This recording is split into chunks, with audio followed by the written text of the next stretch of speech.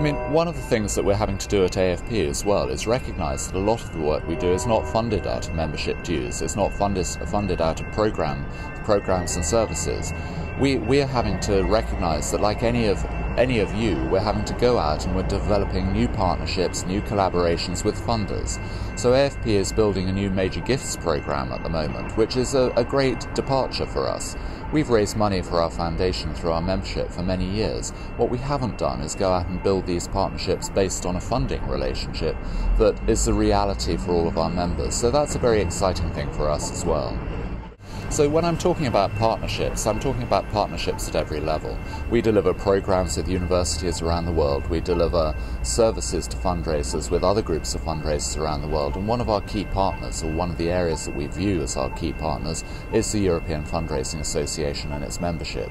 We've worked with many of you for many years. We've worked with you to identify the International Ethical Statement of Principles in Fundraising. We're now doing some really substantive work on developing a core curriculum for an advanced diploma, and we're very excited about that. So the partnership that we have with EFA, just as the partnership we have with the Institute of Fundraising in the UK or the Fundraising Institute of Australia, is absolutely critical for us. One of the reasons is that when you go around smaller countries in Europe, you meet many groups of fundraisers who are highly creative, really innovative.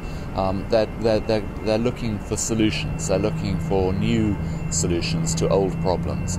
Fundraisers in the smaller cities in the US, like Detroit, economically stressed, or fundraisers in rural areas, have much more in common with fundraisers in Eastern Europe or in Latin America or in South Asia than they do with fundraisers in New York, Chicago and Toronto.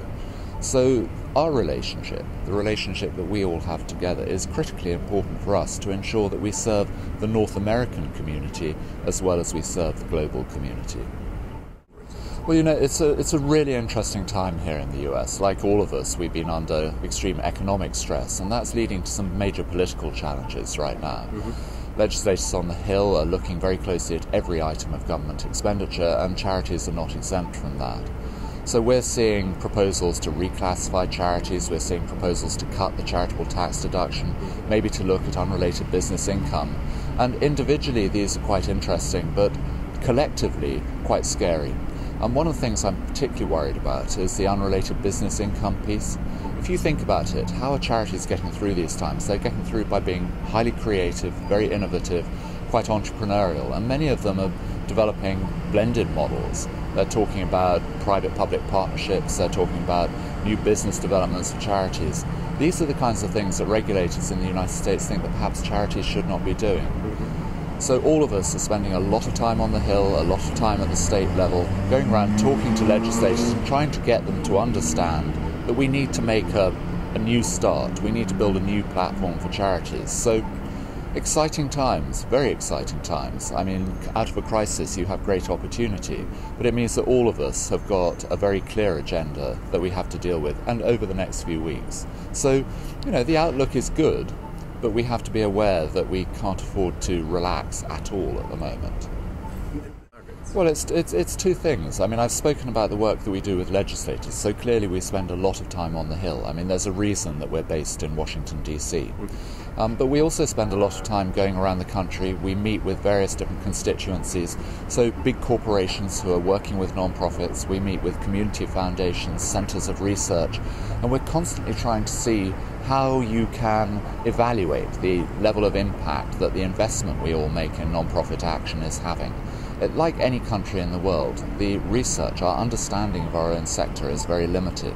And so a big part of what we're trying to do to address this issue is to get a clearer picture, to be able to speak definitively to those legislators and regulators about the real value of our sector.